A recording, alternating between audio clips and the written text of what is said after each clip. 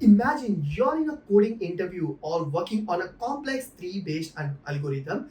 The interviewer asks, can you construct a binary tree from in-order and post-order traversal? Your mind starts racing. Where do you begin? Well, don't worry. By the end of this video, you will not only understand this problem inside out, but also be able to implement it in C# like a pro. Let's dive in. In this video, we are going to break down the problem in simple terms, discover the key insight behind tree recursion, write clean and efficient C# code step by step, optimize our solution for performance. Sounds good, let's go. The most important thing to understand is the last element of post-order traversal is always the root of the tree. The in-order traversal tells us how to split the left and right subtrees. So by recursively finding the root and dividing the in-order array, we can build the entire tree. It sounds complex, but trust me, once you see it in action, it all makes sense. Let's take an example. Let's start with the tree node class, which represents each node in our binary tree. Let's add a constructor to initialize this value. Here's what the constructor does. It assigns the value of the node. It initializes the left and right children as either null or a value or giving values. Now let's move on to the solution class where we actually construct the tree. So step 2, initialize the solution class. Here we declare two important variables, post index that tracks our position in the post order array. In order map stores the index of each values from the in order array for quick recap. Step 3, implementing the build tree. Build tree is the main function that initiates the tree building process. We set post index to post order dot length -1, pointing to the last element, which is always the root. We create a dictionary in order map for fast lookup of node positions in the in order array. We fill in order map with the indices of each node's value from the in order array. Why? Because searching in an in order array takes O(n) time, but using a dictionary reduces to O(1).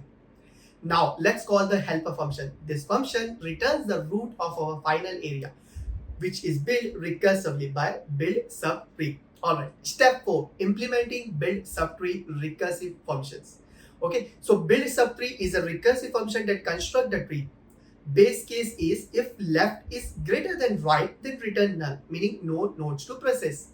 Now we extract the root value from post order, that is post order index. Create a new tree node using this value and decrement post index to move to the next root for subtrees. Here's where the magic happens. We look up the root's position in the in order array. This tells us how to split the array in the right and left subtree. Now we recursively build the tree. First build the right subtree in order index +1 to right. Then build the left subtree, that is left to in order index -1. Why right? Because in order traversal right subtrees are processed before left.